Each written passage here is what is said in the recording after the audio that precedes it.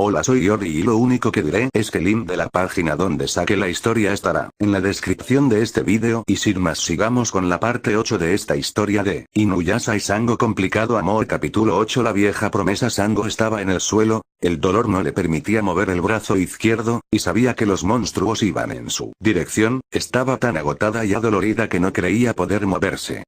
Pero no podía quedarse allí a merced de los demonios que no tardarían en llegar hasta ella, si no hacía algo, seguramente moriría pero aunque trataba, sus miembros se sentían demasiado pesados y se negaban a seguir sus órdenes. Por alguna razón, una buena parte de ella quería rendirse al dolor. Pero otra, menos fuerte y más sutil, se negaba a morir sin oponer resistencia. Mientras tanto Inuyasha corría hacia Sango, que había caído lejos de donde él se encontraba, quien luchaba contra aquella sensación opresiva que se acumulaba dentro de sí, haciéndole percibir cómo se le contraía el lado izquierdo del pecho, el lado del corazón. Sango. Gritó Inuyasha sin poder contener aquel sentimiento que se desbordaba de su ser como una dolorosa ráfaga de preocupación que surgía de un lugar ajeno a su conciencia. Deseaba que ella se levantara como lo había hecho antes, quería que le demostrara cuán fuerte era, y al mismo tiempo deseaba ser él quien la rescatara.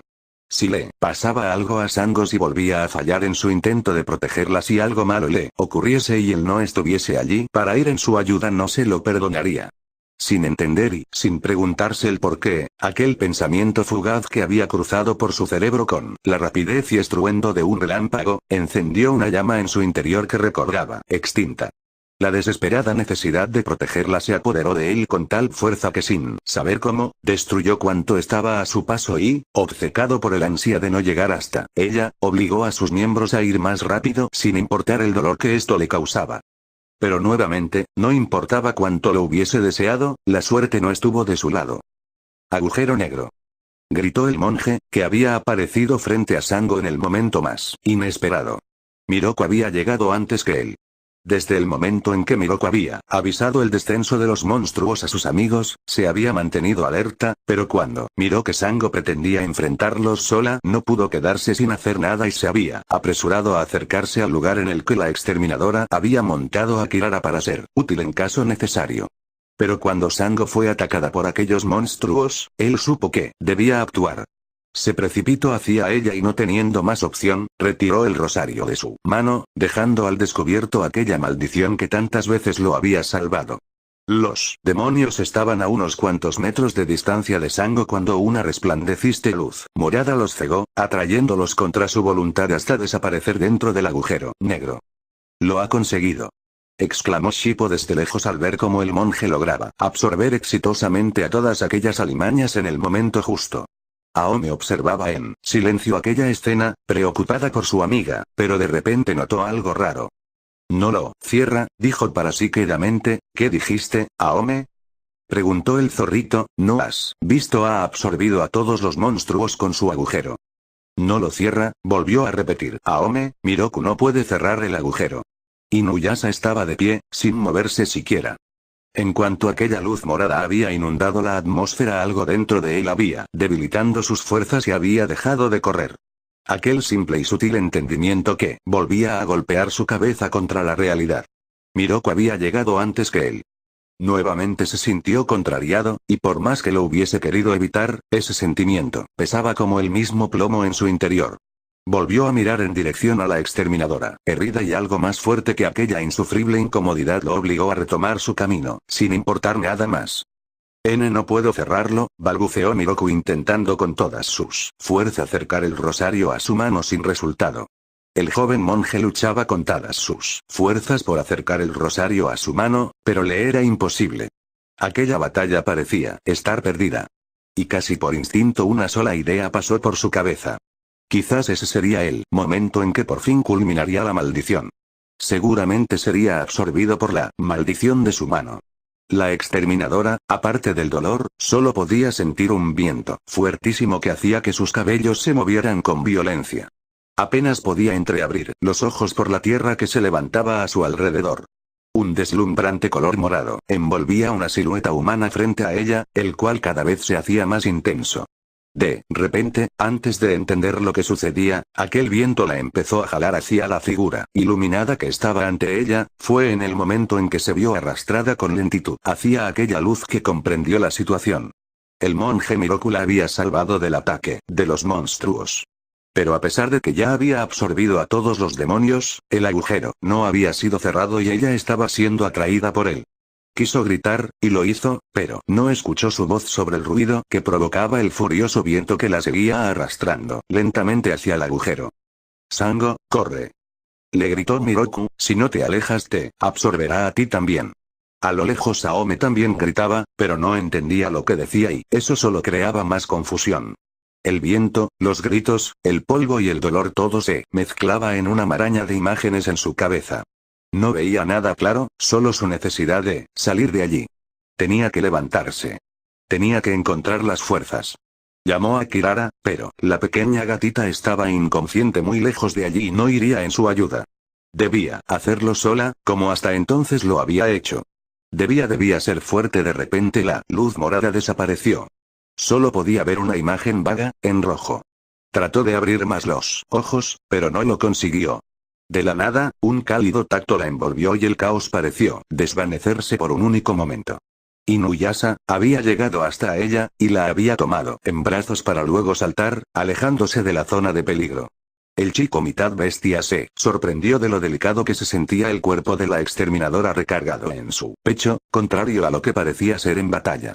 Inuyasha la observó tanto como pudo en el descenso de su salto, nunca tenía oportunidad de tenerla tan cerca.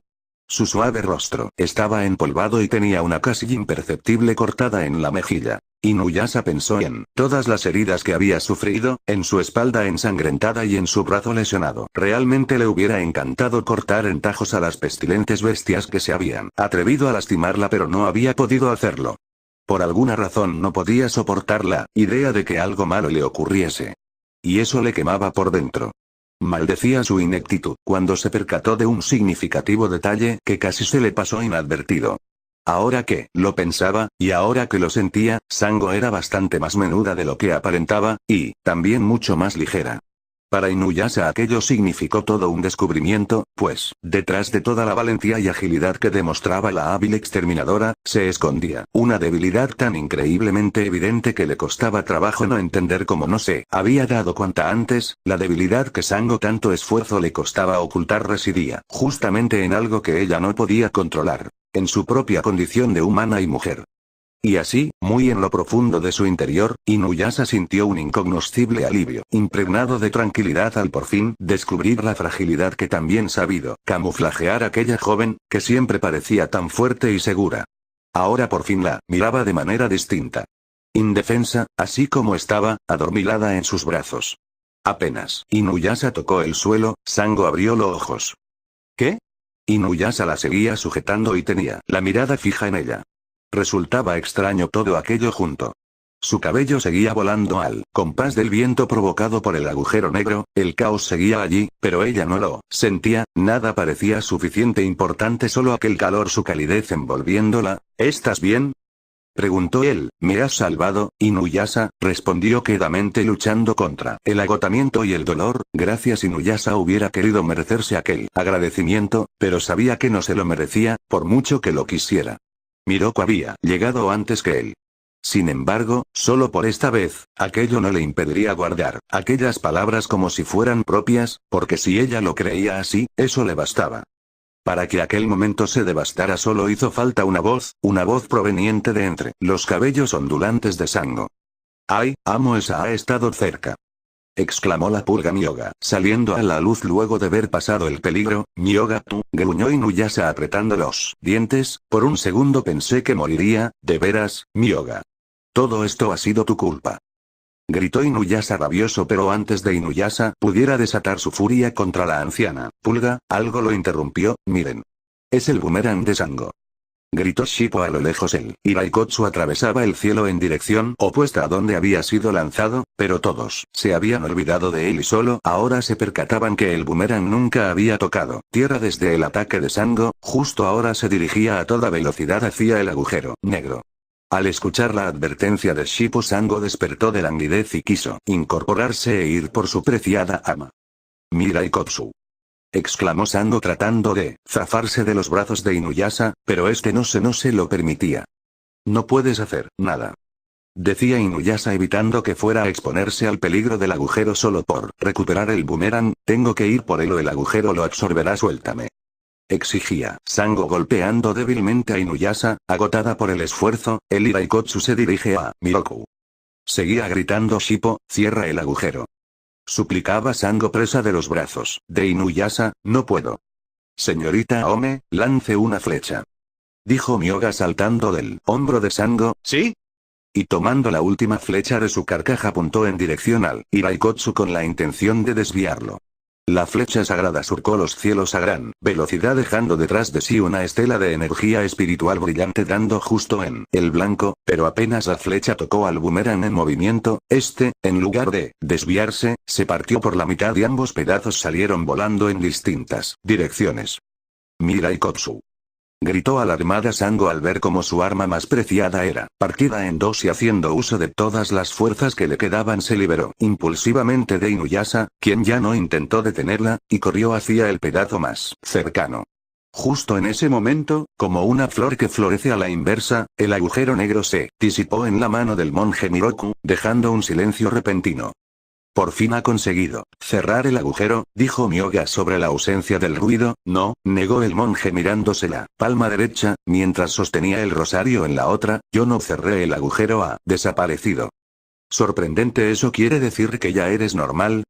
Preguntó el pequeño zorrito acercándose corriendo al monje para verle de cerca la mano, es cierto, dijo Aome, acercándose también, después de eliminar a Naraku y de destruir la perla de Shikonse, suponía que la maldición desaparecería. Tal parece ser que esta fue la última vez que se utilizó el agujero negro. No puedo creerlo, dijo el monje para sí sin dejarse observarse. La palma de la mano, realmente ha desaparecido, por fin soy libre. A lo lejos la exterminadora había recogido ambos pedazos de su Iraikotsu y los llevaba en una mano como podía, mientras en la otra iba cargando a su leal gatita envuelta en su yukata, y aunque Kirara aún estaba inconsciente, Sango confiaba en que se recuperaría pronto. Aún estando lejos, podía escuchar y entender lo que ocurría. La maldición de Miroku había desaparecido.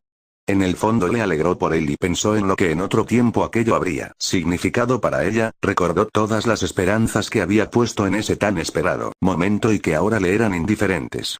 Ahora aquellas viejas promesas ya no valían nada para ella, lo cual era curioso, pues en el pasado lo habían sido todo. Apenas se acercó lo suficiente como para que todos recordaran su existencia, Aome se abalanzó sobre ella, deshaciéndose en disculpas por haber roto su boomerang, y aunque Sango insistía en que ya nada se podía hacer, Aome se empeñaba en que tenía arreglo aunque sabía que no era así. Se quedaron en aquel lugar algún tiempo para que Aome curara las heridas de Sango, utilizando esos remedios tan curiosos de su época, lugar que por cierto, parecía haber sido arrasado por un torbellino, pues el agujero negro no solo había absorbido a los molestos monstruos, sino que había arrancado de raíz algún par de árboles y unas rocas que se encontraban flojas en el suelo, por lo que el panorama no era precisamente agradable, lo cual hacía que la idea de acampar allí no resultara para nada grata. Por otro lado, Kirara hacía despertado como nueva luego de una media hora y parecía como si nada le hubiera ocurrido, y lamía la mejilla de su ama para darle ánimos, cosa que Sango agradecía, acariciando el lomo de su gatita. Los demás estaban ocupados en sus propios asuntos. Aome ordenaba las cosas que había sacado de su mochila amarilla para volver a meterlas. Shippo trataba de coger a una lagartija muy escurridiza que no se dejaba atrapar. Miroku estaba sentado un poco alejado y parecía estar absorto en sus pensamientos, aunque ocasionalmente bajaba la mirada para echar un vistazo al rosario ahora inservible que sujetaba fuertemente. Inuyasha por su parte estaba ocupadísimo regañando a Myoga y culpándolo de todo aquel embrollo con los monstruos, mientras la pulga asentía resignada mientras buscaba una excusa para escabullirse.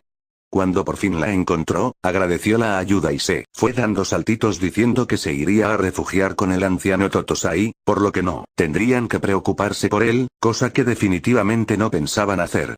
Aunque se suponía que el monje Miroku debería estar muy contento, y en un principio realmente lo había estado, ahora, mientras caminaban luego de haber retomado su ruta, parecía estar, más que contento, meditabundo. Tanto era así, que desde que habían emprendido nuevamente el viaje no había platicado con nadie y se mantenía alejado del grupo.